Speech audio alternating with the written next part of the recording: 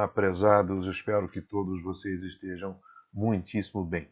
Eu sou o professor Ricardo Sintra de Almeida, mais conhecido na universidade como Ricardo Sintra, né? Já estou na USP há bastante tempo, estamos falando aí de 21 anos, estou no meu 21º ano na universidade, eu sou economista, e nesse tempo eu tenho recebido a oportunidade de diversas coordenações das engenharias para prestar os meus serviços de economista, né, como economista que sou, na engenharia civil, na engenharia de produção, atualmente na engenharia química e na produção desse semestre. Né? Esse semestre não na civil, mas tenho também, registro com muita alegria já alguma experiência com o curso da engenharia civil, tá bom? Então eu estou gravando essa mensagem hoje para os cursos de engenharia, um convite, uma proposta que nos foi feita, e a minha proposta foi aceita, a proposta de tema foi aceita, que me deixa muito feliz. Né? Então, sobre o que falaremos? Né? Então, a chamada é a seguinte: né? Ele é da Escola de Chicago. E se ele dirige a economia brasileira? O que seria útil para você saber ou você conhecer? O caso Paulo Guedes. Esse é o tema da nossa conversa. O Paulo Guedes, né? Estamos falando do nosso ministro da Economia, né? Paulo Roberto Nunes Guedes. Então, nesse tempinho que eu pretendo que não seja muito longo, para que não fique cansativo para vocês, eu pretendo trazer a minha contribuição para o entendimento de vocês sobre o que está acontecendo e algumas coisas que poderão acontecer nos próximos dias, meses, né? E muito provavelmente nos próximos anos também com a economia brasileira. Como? Qual é a ideia? O nosso ministro da Economia ele tem um perfil acadêmico bastante conhecido dos economistas. Ele tem um perfil teórico, ele tem um arcabouço teórico muito forte, muito bem desenhado, em nível de pós-graduação, de mestrado, de doutorado, na Universidade de Chicago, nos Estados Unidos. E dentro da Universidade de Chicago, lá nos Estados Unidos, existe um núcleo de estudo já há muitos anos. Eu estou falando para vocês alguma coisa da década de 40, tá? 1945, 46. Tá?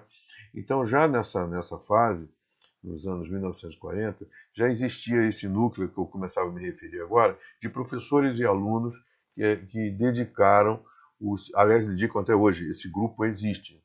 Tá? O grupo, né, como grupo pensador, como grupo de pessoas que se dedicam ao estudo, existe até hoje na Universidade de Chicago. Tá? Esse grupo, ele é um grupo de perfil monetarista, né? Isto é, o que é um perfil monetarista? Né? Um economista ele pode ter o perfil monetarista, pode ter um perfil fiscalista. Essas duas palavrinhas meio esquisitinhas, elas se referem à preferência dos dois grupos de economistas, né, no que se refere à condução da política de um governo, tá bom? A política de um Estado, de uma nação. Os monetaristas, como é o caso desse grupo lá da Universidade de Chicago, eles acreditam, defendem, né, que a política monetária é o principal, ou deva ser o principal instrumento das políticas de governo, tá bom? No outro caso que eu citei para vocês, que são os fiscalistas, né, esse grupo acredita, né, os estudos deles estão voltados para a contribuição da política fiscal, isto é, a política fiscal cuida de orçamento, né, do orçamento público. Então, a política fiscal pode ser municipal, pode ser estadual, pode ser federal. Estamos falando de orçamento do país, orçamento do Estado, né, o Estado mesmo, no caso de São Paulo, o Estado de Minas, etc., e no caso do município, tá bom? O termo fiscal se refere, como eu disse, então, ao orçamento, tá bom? Voltando para a Universidade de Chicago, esse grupo de pessoas formaram essa corrente de pensamento que recebeu o nome e é internacionalmente conhecida como Escola de Chicago. Sendo que a palavra escola, nesse contexto, está utilizada como um grupo de pensadores. Não escola no sentido físico, como prédio onde se entra, se estuda, não nesse sentido, tá bom? mas no sentido corrente, corrente de pensamento, tá? Então, assim como existe a escola austríaca, um outro assunto, assim como existe a escola fisiocrata, existe a escola clássica, são todas correntes de pensamento, tá bom? Lá é o berço, vamos dizer assim, é o ninho, né, da escola de Chicago, tá bom? Então eu vou comentar com vocês sobre isso, né, mas essa introdução é necessária para que os senhores tenham condições de entender o contexto. Eu vou falar de três pessoas principalmente. A nossa historinha ela vai girar em torno de três pessoas. A primeira pessoa é o professor Hayek, né? Muitos pronunciam Hayek, mas não é correto. A pronúncia correta do nome dele é Hayek. O nome completo é Friedrich August von Hayek. O idioma é germânico, ele é austríaco, depois naturalizou britânico. Ele nasceu, para os senhores terem uma ideia de movimento de tempo, ele nasceu em 1899 e faleceu em 1992. Tá? Depois vamos falar também sobre Milton Friedman. Milton Friedman, já mais recente, ele é estadunidense, ele nasceu em 1912 e faleceu em 2006.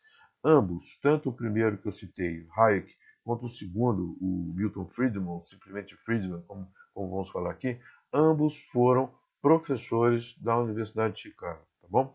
O primeiro, Hayek, ele entrou na Universidade de Chicago como professor em 1950.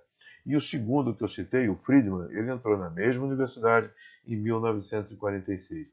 Esses dois professores, eles se encontram na Universidade de Chicago, se encontram no grupo que eu expliquei para vocês de monetaristas, tá? Portanto, eles são dois dos nomes mais fortes na história, desde a sua fundação, da Escola de Chicago, desse grupo de monetaristas, tá bom? Uma terceira pessoa que eu vou citar para vocês aqui, bem importante na nossa história, é o Keynes, né? Economista inglês, John Maynard Keynes, como eu disse, inglês, e também bastante conhecido.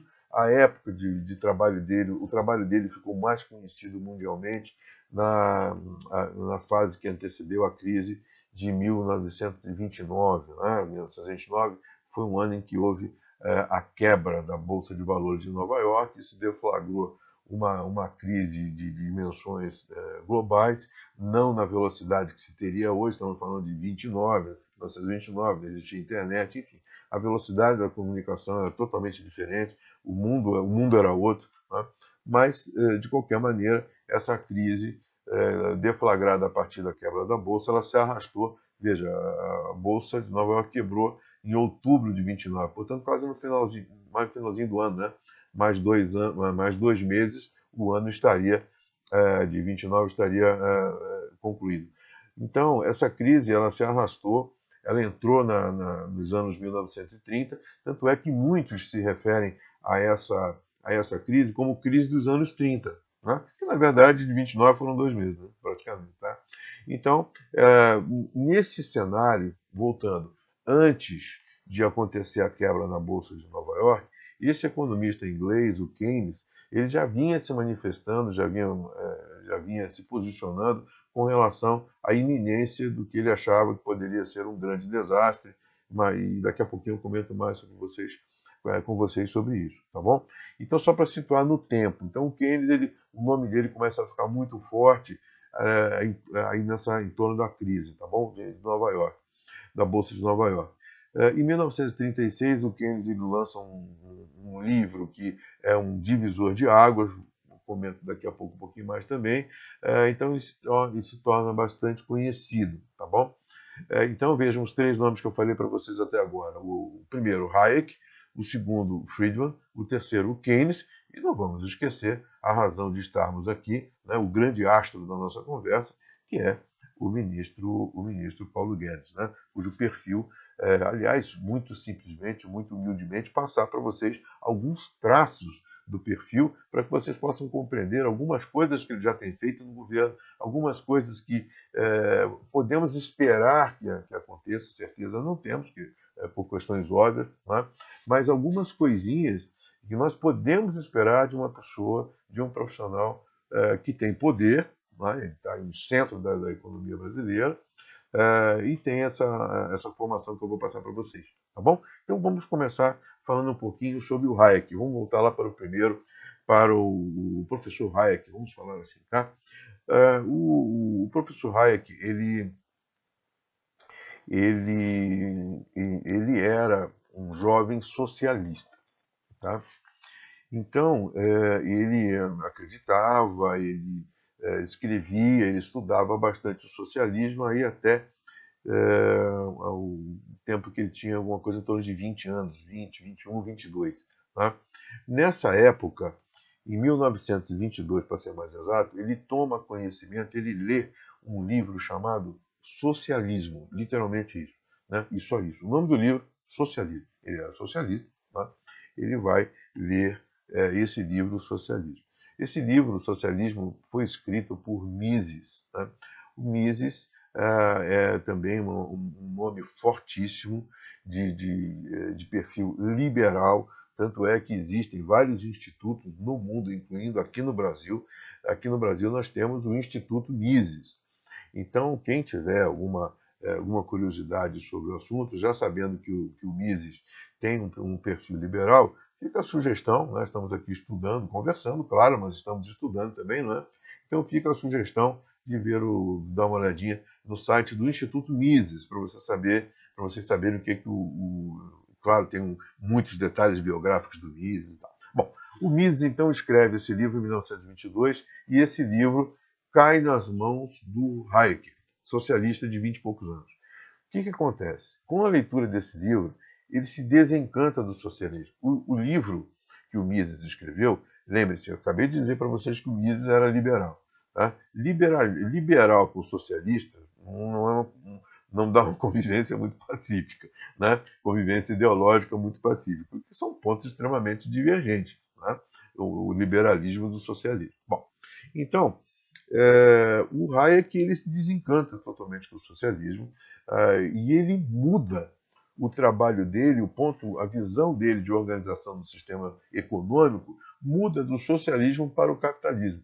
Tá? Por isso que nós estamos falando do Hayek aqui, um ex-socialista, exatamente pelo fato de ele ser ex-socialista. E se ele fosse socialista ainda, provavelmente não estaríamos falando dele agora. Tá? Porque o nosso assunto não combina com o socialismo. O nosso assunto, para incluir Paulo Guedes, para incluir Brasil, ele está completamente associado a capitalismo, não ao socialismo. Tá bom? Então eu explico assim a presença do Hayek aqui. Bom, o Hayek, a grande contribuição dele, talvez a maior, né, contribuição dele, foi ele visualizar um sistema de preços. Essa expressão define muito bem o trabalho de Hayek. Sistema de preços. Antes do Hayek, existia o que predominava em termos de economia no mundo era o pensamento liberal. Mas era o liberal chamado liberal clássico. O que é o liberal clássico? O liberal clássico é o seguinte: a economia ela se arruma sozinha. Esse era o pensamento deles, tá bom? A economia se arruma sozinha. Não precisa governo, não precisa o governo ficar mexendo com câmbio, o governo mexer com importação, com exportação, definindo lei para isso, para importar, para exportar, nada disso. Né? O liberal clássico ele entende que os mercados se ajustam sozinhos. Essa ideia, ela dominou a economia no mundo durante muitos anos. O Hayek, quando ele entra no cenário, quando ele se torna uma pessoa amadurecida, enfim, quando ele começa a contribuir, ele começa a discordar já nos estudos dele, ele já vinha discordando desse liberalismo clássico. Né? E ele, embora não acreditando, veja, ele tinha deixado de ser socialista. A partir do momento que ele deixou de ser socialista, o socialista ele crê bastante na presença do Estado.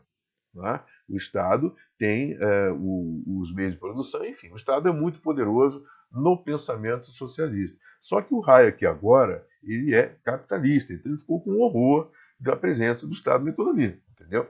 É, assim, o que acontece?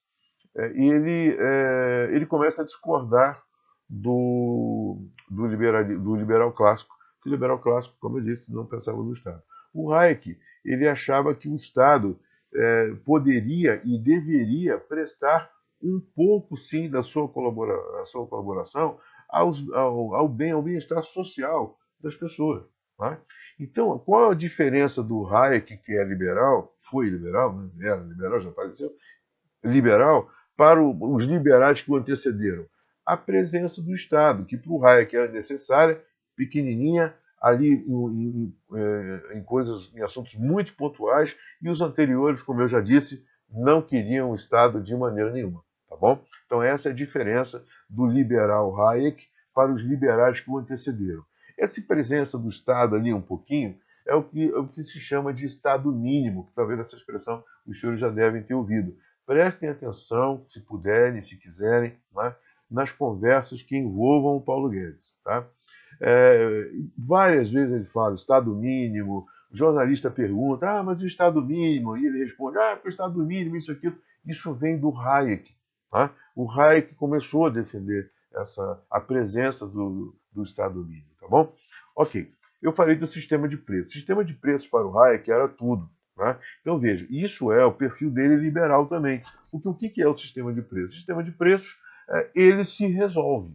Então, o sistema de preços, os preços, eles passam informações para todas as pessoas, seja no Brasil, usando o nosso caso, seja no Brasil, seja nos Estados Unidos, em qualquer lugar. Então, você em épocas, principalmente como vivemos hoje, de globalização, né?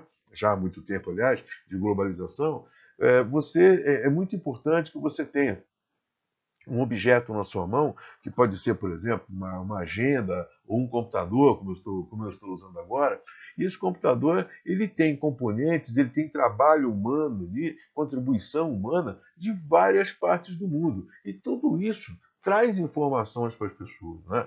Então, se nós compramos um determinado produto por R$ 100, esses R$ 100 nos trazem alguma informação. Tá?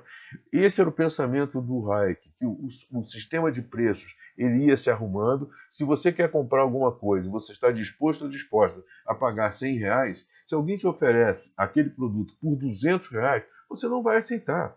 Porque não vai aceitar, principalmente se houver concorrência. Tá? Por isso, a importância da concorrência para o Hayek. Esse ponto tinha que haver concorrência, porque o sistema de preços está calcado na concorrência.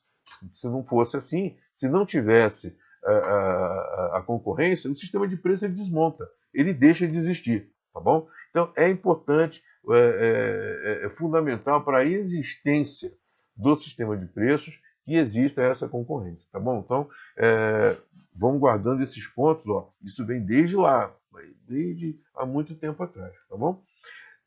Bom, ok. Por enquanto estamos bem. O que acontece? O Hayek, então, ele começa a fazer essas defesas, mas ele não contava com uma coisa. Vai chegando aquela época de 1929, vão chegando os anos vizinhos, né? 1925, 27, começam a acontecer uma série de problemas. Nesse cenário de problemas muito fortes, principalmente nos Estados Unidos, começa a surgir forte o nome de Keynes. O Keynes, a sede dele era inglês e a sede ele morava na Inglaterra. Né? Acontece que nos Estados Unidos, em 1926, 27, 28, estavam começando a acontecer uma série de problemas de ordem econômica e o Keynes estava atento e o Keynes escrevia muito. Aliás, ele era editor de jornais. Ele escrevia bastante artigos, lembre-se, não havia internet, então a comunicação das pessoas era por carta, né, era correio. Né?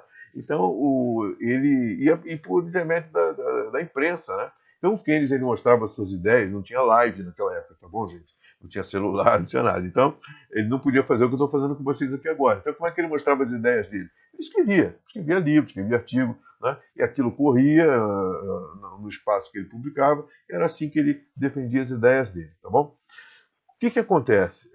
As ideias do Keynes começaram a ser muito discutidas, Mas isso para o Keynes foi um bom sinal, porque a partir do momento que as ideias dele não eram ignoradas, estavam sendo discutidas, isso é um bom sinal. Se alguém discute a sua ideia, é sinal de que a sua ideia está merecendo algum valor, pelo menos o valor de ser discutido, de ser considerado. Isso começou a acontecer com Keynes, e o nome do Keynes, as ideias dele começaram a crescer muito. Né? E o que aconteceu que foi definitivo para o sucesso das ideias dele? Né?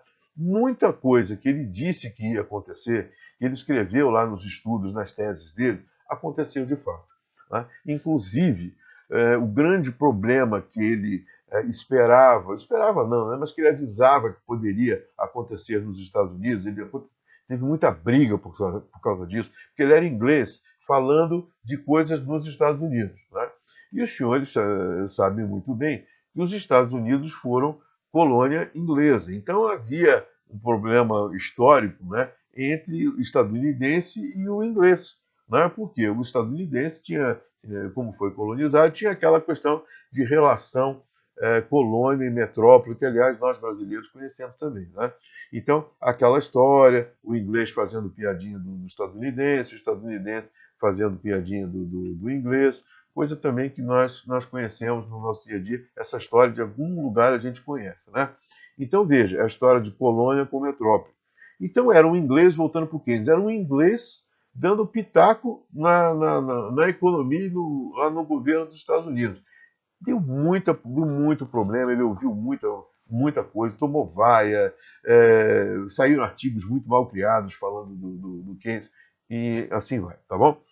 Acontece que, para a tristeza dos antagonistas dele, dos adversários de ideias deles, né, muita coisa que o Keynes escreveu aconteceu. Né? E o grande problema que ele alertava que poderia acontecer nos Estados Unidos aconteceu. Né? A economia quebrou, começou pela quebra da Bolsa, isso aí alastrou, isso aí foi um problema da maior gravidade interno, que extrapolou as fronteiras dos Estados Unidos, e como eu falei para vocês, e vocês certamente sabem também, ganhou o mundo. Tá? E não vamos esquecer que atingiu o Brasil também. Tá? A crise de 29, ou a crise dos anos 30, atingiu o Brasil.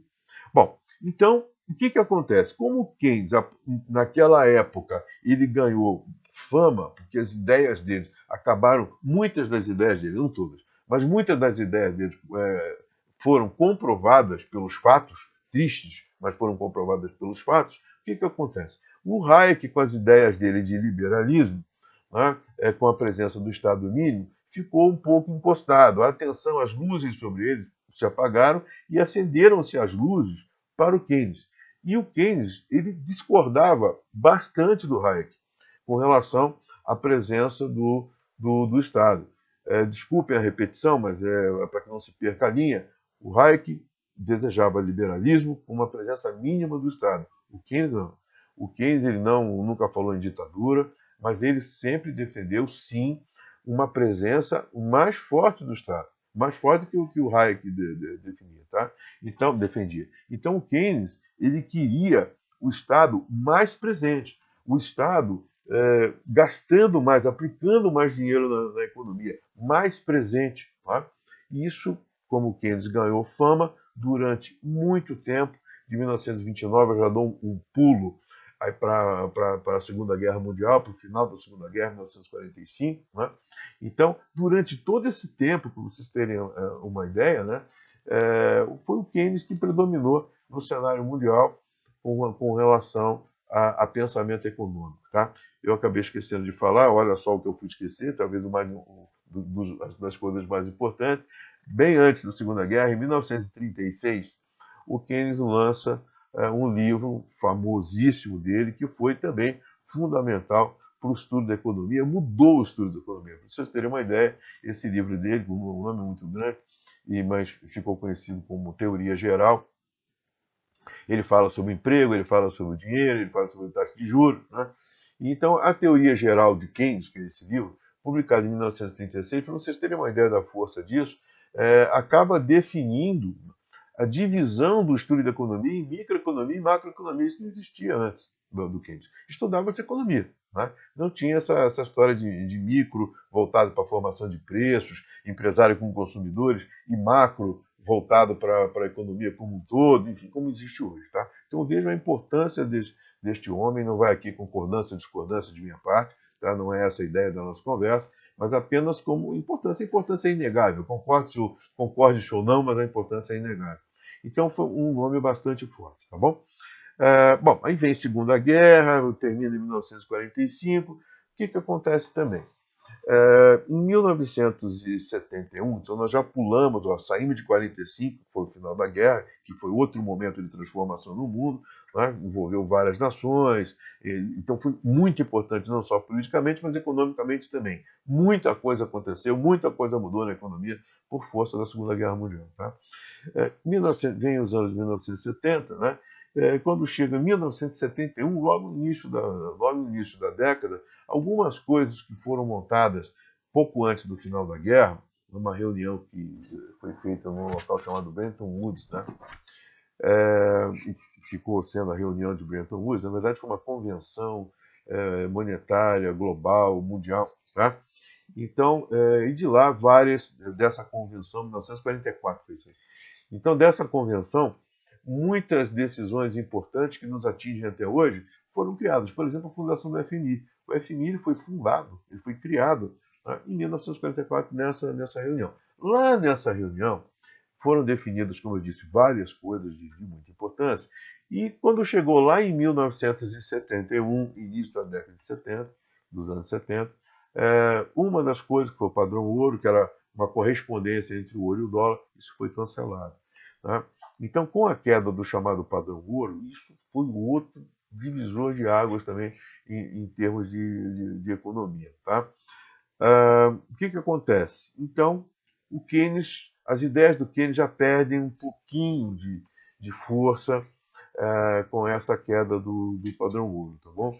Em 1970, em 1973, você tem a primeira crise do petróleo. Né? Primeiro a crise do petróleo, haveria uma outra também.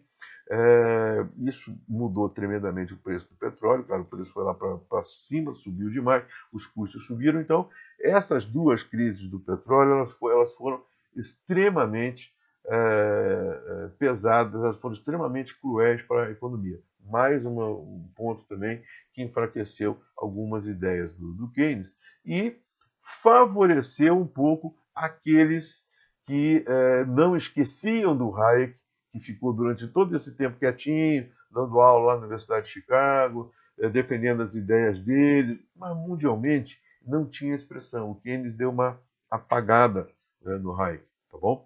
As ideias dele. Ok, vamos fazer uma pausa no Hayek e eu vou falar um pouquinho para vocês agora sobre o Milton Friedman, tá bom? E vocês vão ver que os dois vão se encontrar na história. Tá? Bom, Milton Friedman, então eu disse para vocês, ele... eu esqueci um comentário importante, o Hayek, que eu vi o Friedman aqui, o Hayek, ele recebeu o Prêmio Nobel de Economia em 1974, tá bom, gente? O Milton Friedman também recebeu o Prêmio Nobel em 1976, por isso que eu lembrei agora do Nobel do Hayek, tá bom? Então, os dois foram premiados, receberam o Prêmio Nobel. Não é pouca coisa, gente. Pelo amor de Deus, distingue muito essas duas pessoas. Tá? Bom, o Hayek, então, o Friedman já tinha um perfil bastante diferente do Hayek, já mais modernizado também, né? Muita água já tinha rolado por baixo da ponte. Né? O Hayek já tinha estudado muito mais. Né? O Friedman era 13 anos mais novo que o Hayek. A diferença não era tão grande assim. Eles foram adultos juntos, né? Eles conviveram, foram professores juntos. Então, 13 anos, na vida adulta, essa diferença some. Então, o que aconteceu? O Friedman, ele monetarista, tá? Defensor da mesma ideia do Hayek, do liberalismo com o Estado mínimo, quer dizer, então, liberal também, né?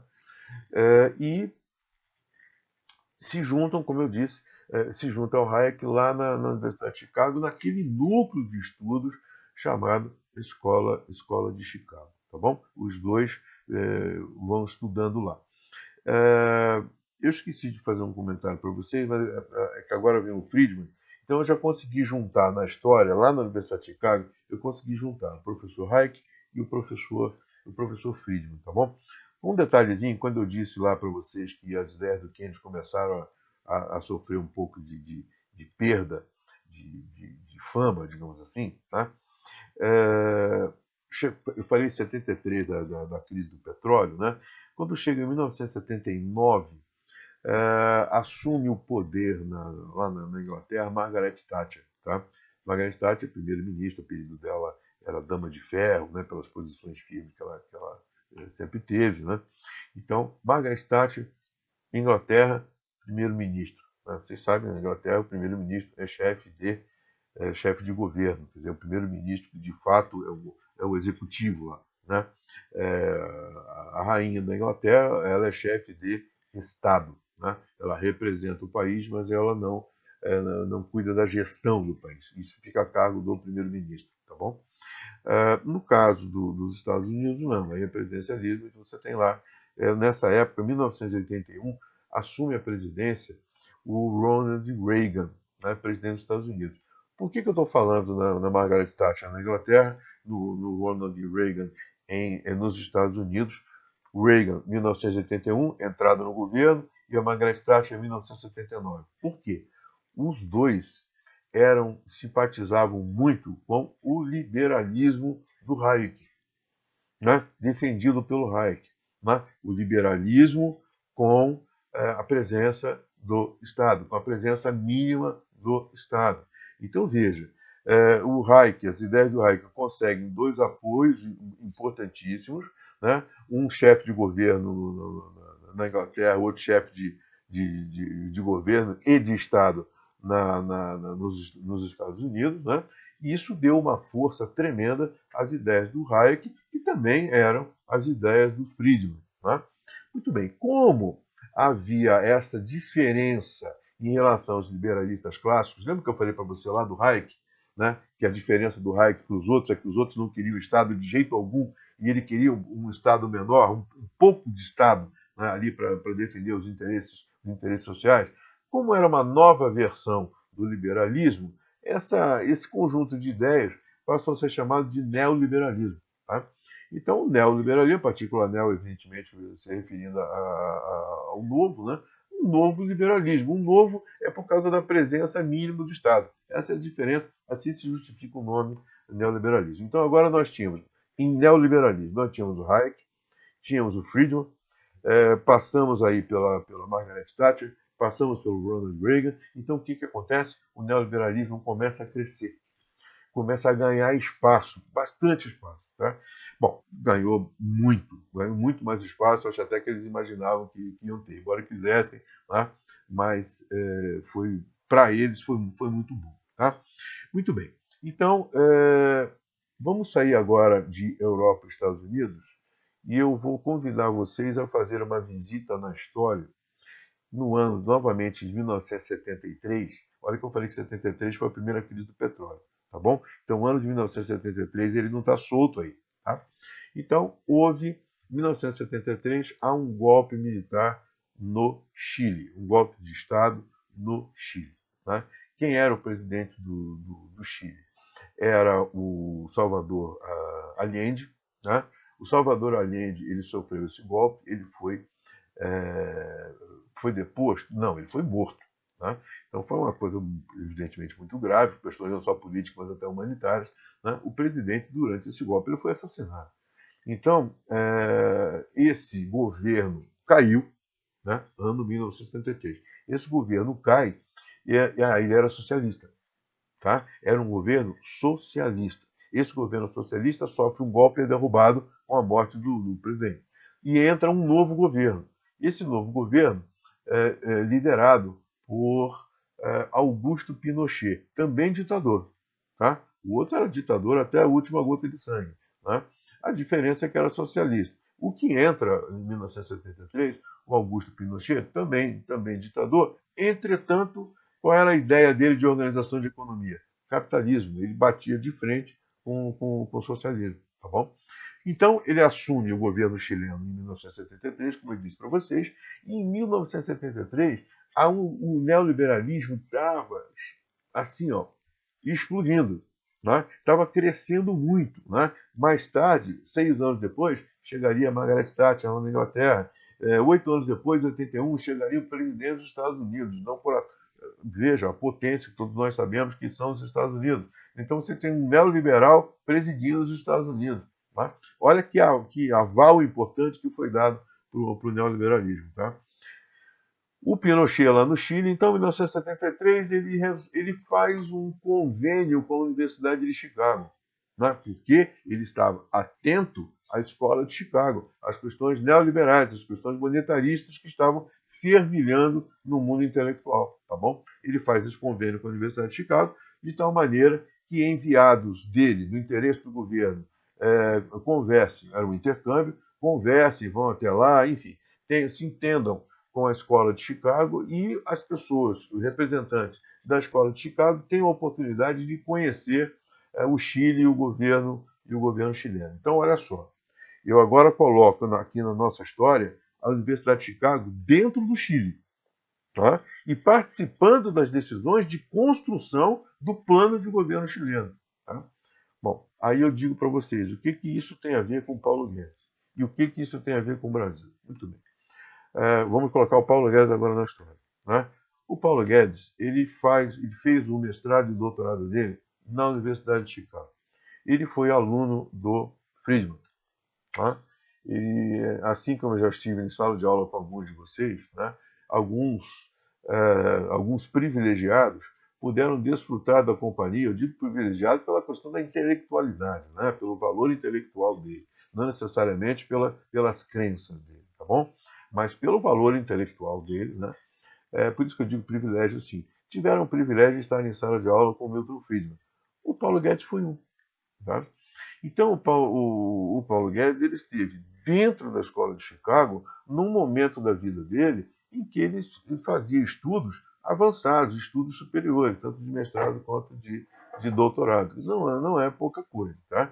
Então, o Paulo Guedes ele tem no seu perfil acadêmico, no seu perfil científico, né, uma marca muito forte, não poderia ser diferente com essa história que eu contei para vocês, da Escola de Chicago.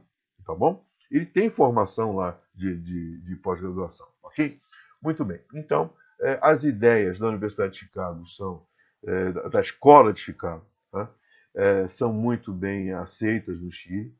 Na ocasião, começou a se falar uma expressão que vocês, se não ouviram, prestem atenção na imprensa, vocês vão ouvir bastante, né? Como eram os rapazes, eles eram jovens, né, em sua grande maioria. Alguns professores tinham um pouco mais de idade, mas havia alunos da Escola de Chicago que eram mais jovens. Né? Então, eles acabaram sendo chamados no Chile de Chicago Boys, os jovens, né, os rapazes de Chicago. Essa expressão Chicago Boys é usada até hoje. Né? Então, vocês podem ver, talvez tenham a oportunidade de ver, que às vezes um repórter, um jornalista, ele brinca com o Paulo Guedes ou com outra pessoa da equipe do Paulo Guedes, fala assim, então você é um Chicago Boy, né? O Paulo Guedes até brinca, ele tem brincado bastante, o Paulo Guedes tem cabelo grisalho, já é um senhor, né? Então, ele fala, não, Chicago Boy, não, nós somos agora Chicago Oldies, né?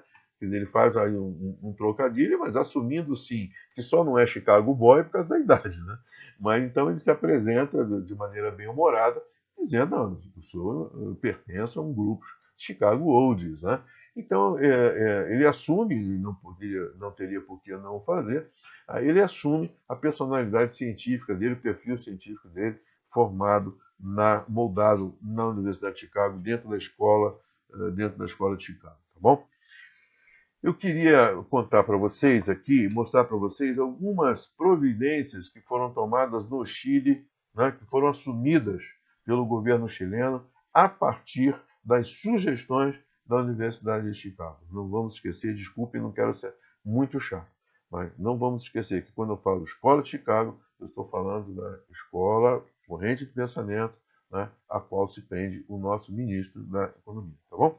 Olha o que aconteceu no Chile naquela época, as providências que foram tomadas por sugestões de pessoas que pensam como Paulo Guedes. Olha só, abertura comercial. Tá? Foi feita a abertura comercial no Chile. Aqui no Brasil, nós tivemos um início de abertura comercial em 1990, né, lá com o presidente Fernando Collor. Né? Então, o Brasil ele vem num caminho de abertura comercial já há algum tempo, mas o que eu estou ressaltando é o seguinte, veja, a abertura comercial é um ponto que frequenta a cabeça, né, frequenta o sentimento em termos de economia do ministro Paulo Guedes, tá bom? Economia aberta, tá? Priorização de acordos bilaterais, né? Quer dizer, tem tudo a ver com economia aberta, né? Os acordos bilaterais de tal maneira que os dois lados, estamos falando de comércio, né? Os dois lados sejam beneficiados, tá bom? Olha só, olha a providência que os Chicago Boys sugeriram e foi aprovada no Chile em 1973, gente. Reforma da Previdência, com a adoção do sistema de capitalização. Gente, nós acabamos de fazer isso. Reforma da Previdência com a adoção do sistema de capitalização. O ministro Paulo Guedes apresenta. Isso é uma proposta de candidatura do atual presidente. Claro, o Paulo Guedes fazia parte do desenho, né, da proposta de governo. Isso já está lá no plano de governo do presidente, do nosso atual presidente, que foi apresentado quando ele lançava a candidatura. Tá? Hoje, a reforma da Previdência é uma realidade. O que eu estou mostrando para vocês é como as coisas que estão na cabeça do ministro Paulo Guedes estão se concretizando. É isso que eu quero mostrar para vocês possam ter o que esperar, para que vocês entendam, né, o que se passa na cabeça dele, tá bom? Então, reforma da Previdência com a adoção do sistema de capitalização já está feito no Brasil. Reforma trabalhista. Alguém já ouviu falar isso aqui no Brasil? Claro que já. Né? Outra estava no plano de governo. Isso vem sendo feito, não exatamente do jeito que o governo pretendia, não vou entrar no mérito disso, tá?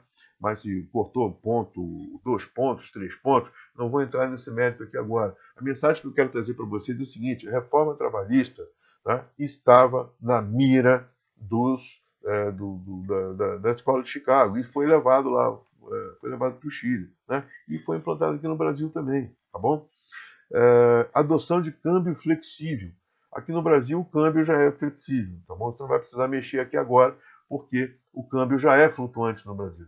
Mas o que eu quero dizer para vocês é o seguinte: qual é a minha mensagem com relação a câmbio? Câmbio tem que ser flutuante. É o que está na cabeça do Paulo Guedes. Mercado, né? Compra e venda, cotação de dólar. Né? O dólar muda de acordo com o interesse do mercado. Se há muito interesse, a cotação do dólar sobe. Se há pouco interesse, a cotação do dólar desce. Isso tem a ver com o sistema de preços. Lembra que eu falei para vocês do Hayek? Lá no início, sistema de preços. Os preços dirigem os mercados. Os preços trazem informações. Isso é mercado livre de câmbio. Tá? É o que tem aqui no Brasil. O que mais? Independência formal do Banco Central. Isso não aconteceu no Brasil ainda. Tá? Independência do Banco Central. O que significa isso?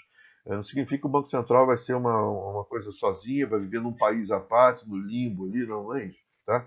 Significa que o mandato de presidente e diretores do Banco Central não serão, se for implantado isso, não serão coincidentes com os mandatos de integrantes do Poder Executivo. Né? O que acontece hoje aqui no Brasil? Se mudar o ministro da Economia, o próximo ministro da Economia que chegar, ele fala assim: não, eu não quero esse presidente do Banco Central. Tira o presidente do Banco Central e põe o presidente que ele quer. Tá?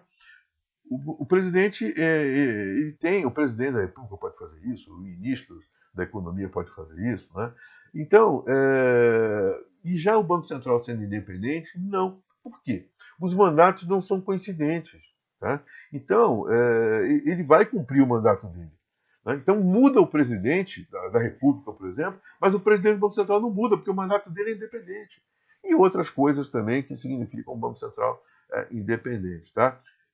O presidente atual do Banco Central, Roberto Campos Neto, já declarou publicamente ser a favor da independência do Banco Central. Tá? Bom, ele é presidente do Banco Central e ficaria bastante surpreso se ele não fosse a favor da independência do Banco Central. Mas, de qualquer maneira, é uma opinião importante, né? É um peso importante. Então, saibam os senhores, né, que o ministro Paulo Guedes ele tem no seu sentimento econômico Banco Central independente. Então, olha, eu estou convicto de que ele vai lutar por isso, ele vai tentar, num primeiro momento em que houver espaço para isso, não é agora, por exemplo, nós estamos no meio de uma pandemia, né, com problemas aí de saúde pública, com problemas sanitários da maior gravidade, então não vai mexer em Banco Central agora. Tá? Mas numa primeira oportunidade, tá, em que as emergências tenham sido sanadas, e eu não tenho dúvidas de que a tendência do Banco Central no Brasil é, sendo aí Paulo Guedes ministro da Economia, é do Banco Central ser independente, sim. Tá? Mas, alguém já ouviu falar de voucher? Alguém já ouviu nos últimos dias alguma coisa de voucher, R$ 600, liberação pela Caixa Econômica, né? Pega lá R$ 600 por mês, né? Para ajudar as famílias? Pois é. Então, olha o que eu anotei aqui para contar para vocês, que foi implantado lá no Chile por intermédio de sugestão da Escola de Chicago. Vouchers para educação. O que foi isso lá? Auxílio para as famílias de baixa renda, para os estudantes de baixa renda poderem estudar, poderem ter condições de estudar. Tá? Então, veja, essa ideia de intervenção do Estado na geração de renda para que as pessoas possam estudar, né? Estava no plano, aconteceu lá e está acontecendo aqui no Brasil. Nós estamos vendo aí o chamado Corona Voucher, não é isso? Esse nome a imprensa está falando aí toda hora. Né? Privatização de grande maioria das empresas estatais. Isso também está impregnado no perfil neoliberalista da Escola de Chicago. Privatização é palavra de ordem para o ministro Paulo Guedes. Né? Então, o que ele puder privatizar, ele vai privatizar. Por questões muito simples. Primeiro, que faz caixa. Né? Privatização é uma venda. Então, ele vende aquela empresa, né? Aí se vende, entra dinheiro. Então, ele se desobriga dos gastos, ele que eu digo como representante do governo, ele se desobriga o Estado se desobriga daqueles gastos, né? Faz caixa com aquela venda e diminui o Estado. Lembre-se, liberalismo com Estado menor, tá bom? O chamado Estado mínimo, ok? Então vejam como as coisas vão se fechando, tá? Bom, gente, o que eu queria dizer para vocês, desculpa, caiu o meu caderno aqui, o que eu queria dizer para vocês, em termos de mensagem, sem tomar muito tempo, né, eu estou aqui de olho no relógio, era mostrar para vocês a presença do Hayek, a construção, né, desse perfil do ministro Paulo Guedes, começando com Hayek, passando pela presença do Keynes, né, a concorrência em termos de ideias com o Keynes, né, que foi um monstro, um peso. O Keynes está aí muito presente, é um nome muito forte na economia ainda. Quando eu falo de neoliberalismo, essa coisa não significa que o keynesianismo foi apagado de maneira nenhuma. O keynesianismo está forte, tá? Está por aí, tá bom? Então não significa que o neoliberalismo tenha saído perdão, que o keynesianismo tenha saído do cenário, tá bom? Então falamos de Hayek, falamos do Friedman, monetarista, falamos do Keynes e tudo isso para mostrar para vocês ficarem de olho, né? Caso seja o interesse de vocês, ficarem de olho no ministro Paulo Guedes e quando vocês tiverem bastante curiosidade, pesquisem para entender melhor a atitude do ministro da Economia, se quiserem fazer isso, pesquisem a Escola de Chicago, pesquisem o Hayek, pesquisem o Friedman. E aí vocês vão entender muitíssimo bem alguns dos pensamentos do ministro Paulo Guedes. Tá bom? Eu espero que tenha sido útil a vocês em alguma coisa. Agradeço muitíssimo a atenção que eu possa ter recebido de vocês. Tá bom? Até uma próxima oportunidade. Bons estudos e que, em relação ao que estamos vivendo hoje, que todos saiamos desse momento muito mais fortes. Eu acredito que isso vai acontecer, tá bom? Até breve, tudo de bom para vocês, saúde para vocês e para as famílias. Grande abraço.